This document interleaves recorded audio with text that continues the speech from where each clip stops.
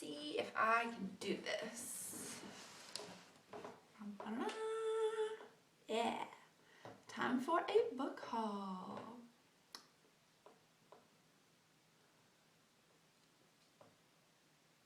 Okay, one of those is gonna have to work.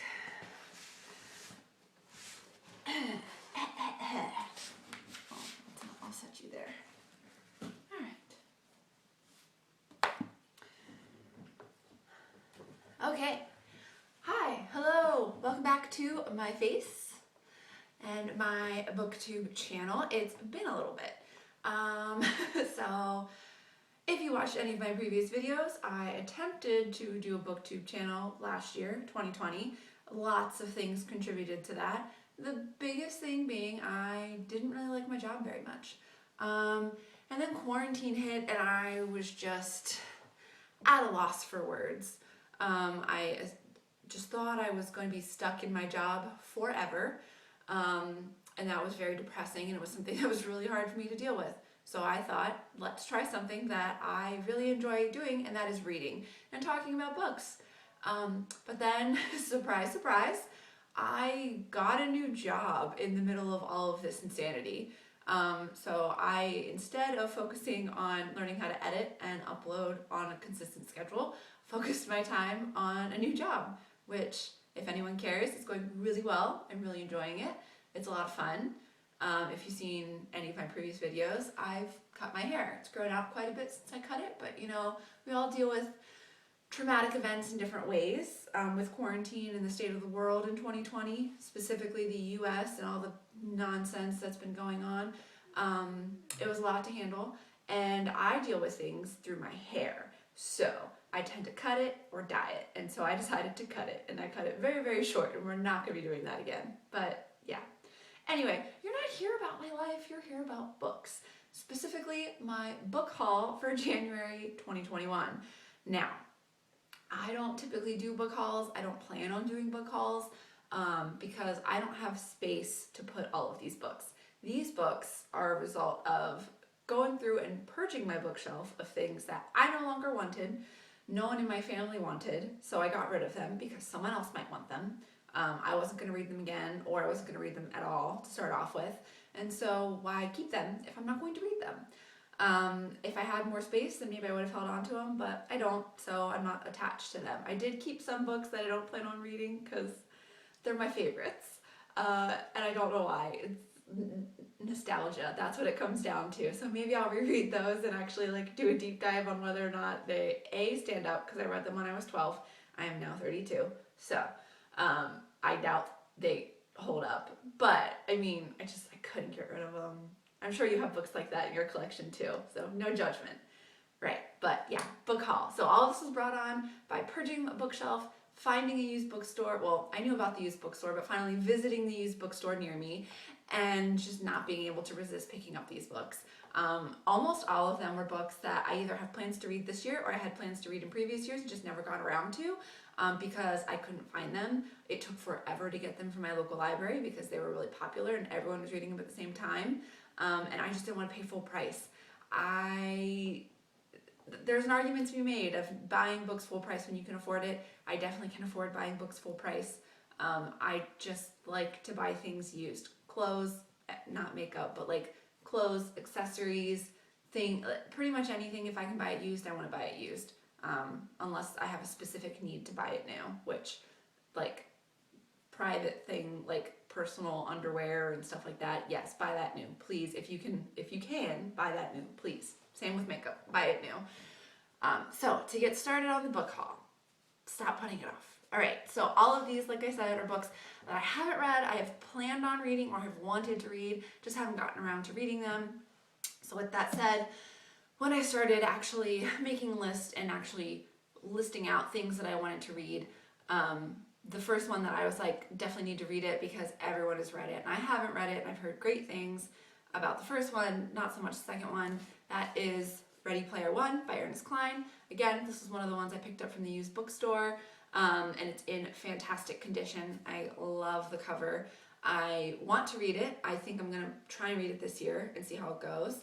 I don't know that I would ever watch the movie. I'm not a huge fan of reading something just to watch the movie or just watching the movie of a book adaptation in general, unless I hear from other people that it's fantastic, because there's so much that happens in books that just can't be translated into a movie or not translated to my satisfaction because I'm picky.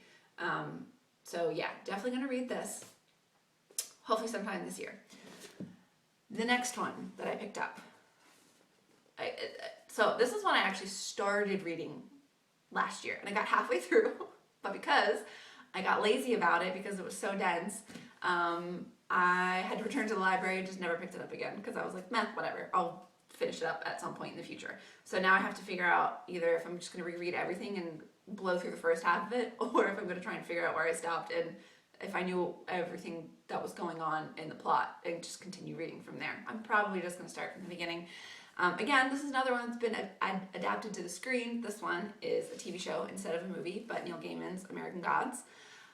Yeah, I got halfway through it, and I really did enjoy it. It's just mentally I was not at a place where I could push myself to read something that requires so much attention from me as a reader to pay attention to everything that's going on. I also like to guess as I'm going through things and figure out like what's going to happen next, and I was doing that a lot with this, so trying to push myself to read it was just something that was very hard, but now I have my own copy and I'm excited to give it a read again.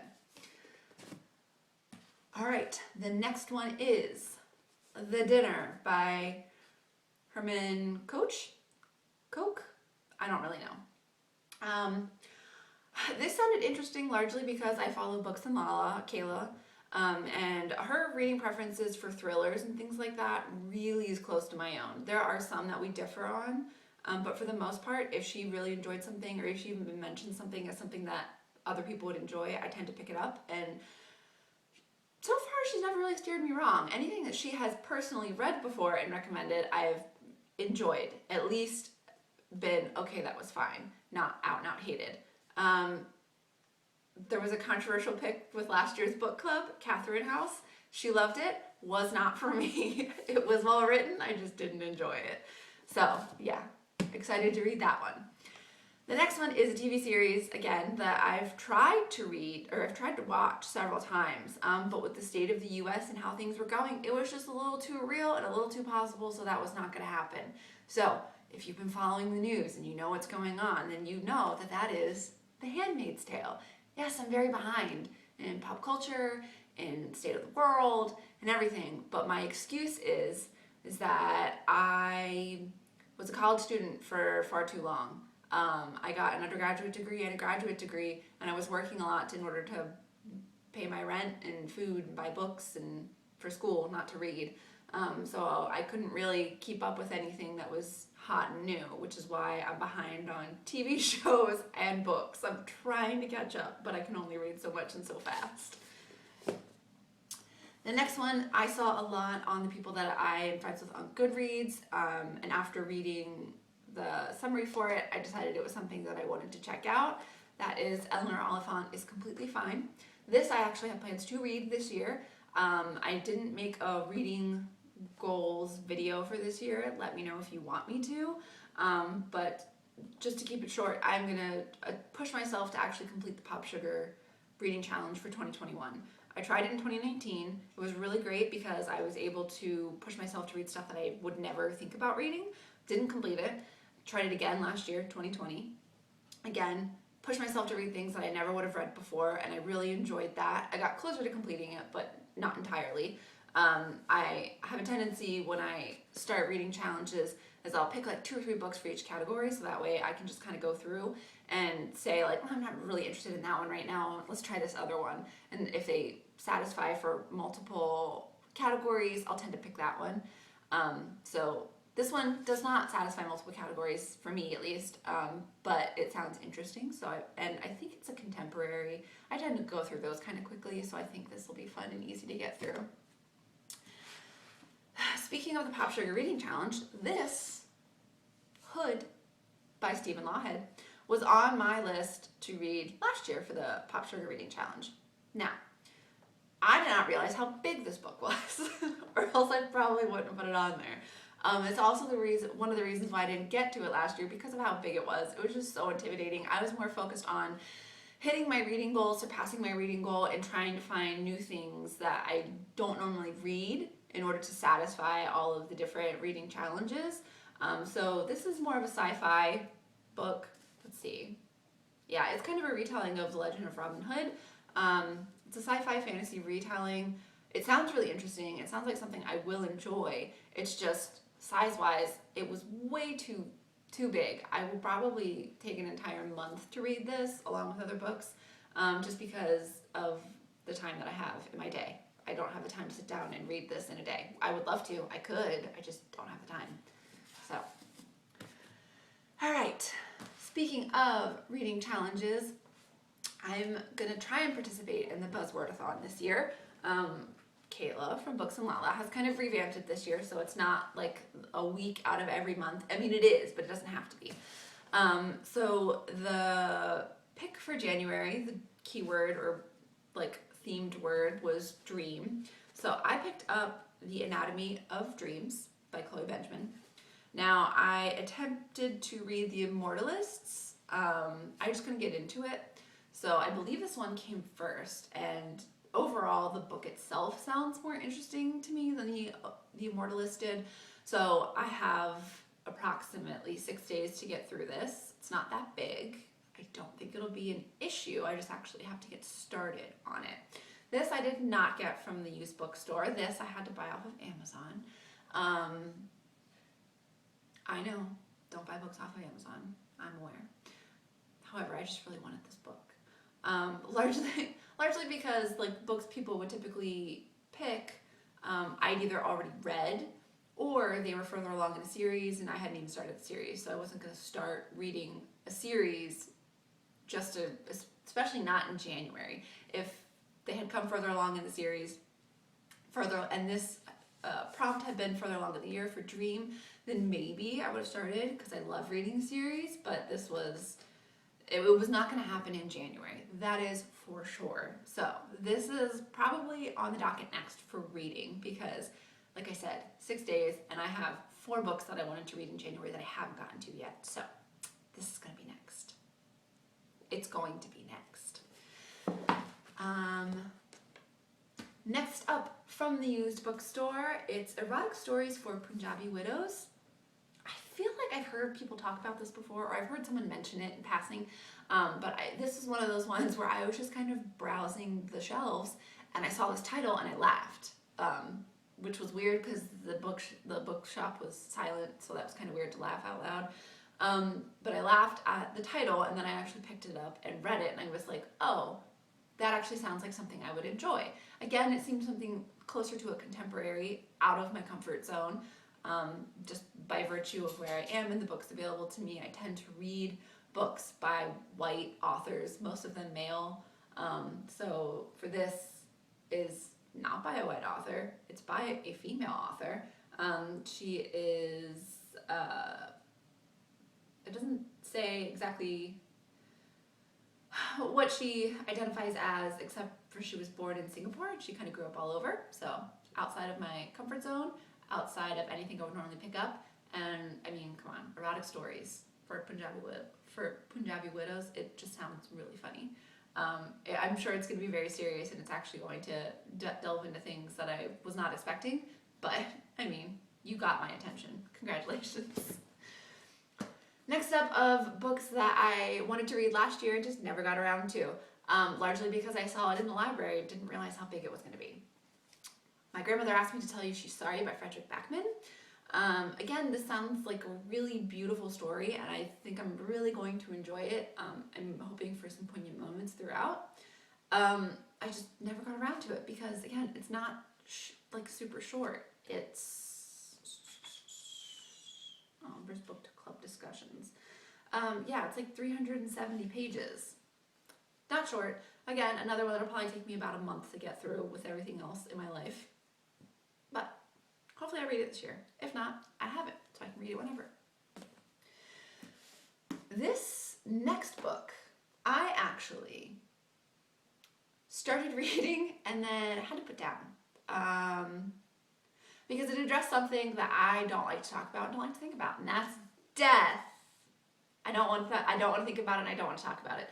So to read about it and existentially think about it, I need to be in the correct headspace. And when I picked it up from the library, it was not going well. And so I just closed it and immediately started something else that would make me forget anything that I read about this, so I could just calm down and actually sleep that night. But this is Our Tragic Universe by Scarlett Thomas. Haven't read anything else by this author, but it sounds interesting. Meg Carpenter is broke. Her novel is years overdue. So when a book called The Science of Living Forever lands on her desk, she jumps at the chance to review it, starting on a labyrinthine journey that takes her from the mysterious beasts of the moor to forest fairies to ships and bottles. I mean, come on. It sounds amazing. I just need to get, I think, past like the first chapter, and I think I'll be okay. So when I'm in a really good headspace, really excited to read this, that is when I will get to this. And the last book that I picked up and have not yet read from the used bookstore is Swing Time by Zadie Smith. I actually picked this up because it is on my to-read list this year for the Pop Sugar 2021 Reading Challenge. I don't know which prompt I'm using it for. It could be like the cover because it's yellow. I don't know. But it sounded really interesting. And then I just happened to see it, like this essentially almost brand new looking book in the used bookstore. So I picked it up. Did not realize how big it was again. But I already have this like listed on my preemptive TBR, I think for like March, of a book I want to read. So now I have it. I don't have to worry about getting my hands on it because I think I looked into how do I get my hands on this and I could not find it. So this is great. I'm excited. And then the last book in my book haul for January 2021 that I've actually already read, that is The Carol Haunt by Darcy Coates. I had never heard of Darcy Coates before. I happened across this, I think on Goodreads. It popped up as a suggestion based on other books that I already shelved as I wanted to read. And I read the just like overview and I was like, ooh, that sounds really interesting. If you follow me on Instagram, if you don't, you should. I mean, if you want, whatever. I take pictures of my animals and crochet and books that I'm reading.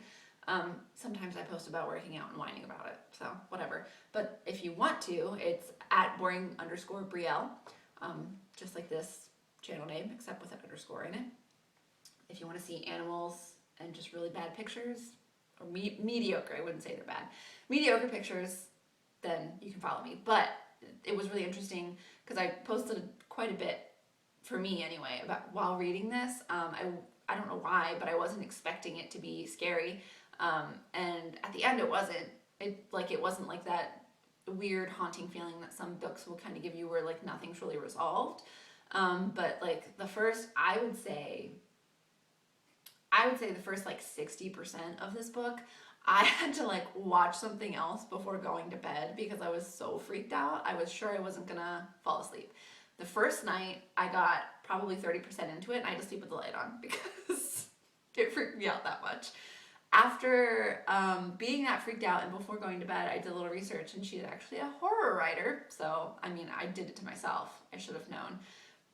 That's what you get for not really researching any of the authors. But interestingly enough, I didn't realize that she got her start doing self-publishing on Amazon. It was all ebooks, and then she got picked up by an actual publisher, which was fantastic, and I think her books need to be everywhere. I'm probably going to pick up more from her because I really enjoyed this. The only bad thing is, and I'd have to do more research, or if you know how else I can get my hands on these, I had to buy it through Amazon. Yeah, not looking to support him all that often or all that frequently if I can avoid it. If I have to pay a little bit more, then I have to pay a little bit more.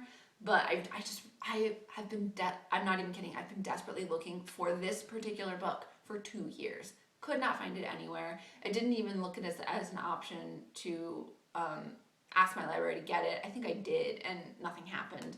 My guess is because it's not that popular. I think she's from Australia or New Zealand, so she probably just doesn't have that many outlets over here, which is sad, and it needs to be rectified because this was amazing. I'll probably talk about it more. I have plans on doing a January wrap-up. That's something I'm going to try and get better at, and actually do a monthly wrap-up and talk about all the books that I read. That's going to be a little difficult because so far I've read 7 or 8 books so far in January. I have plans to read 4 more. So that's either going to be a very long video or you're just going to have like the quick and dirty of what I liked and what I didn't like and everything like that. I've been trying this year to actually post reviews on Goodreads. So if you would like to read my full review, and I'm trying to get better about doing more of a long form review instead of something short, then you can check me out on Goodreads. Again, Boring Brielle. There's no underscore there. I think it's just a space. So you can follow my Goodreads reviews.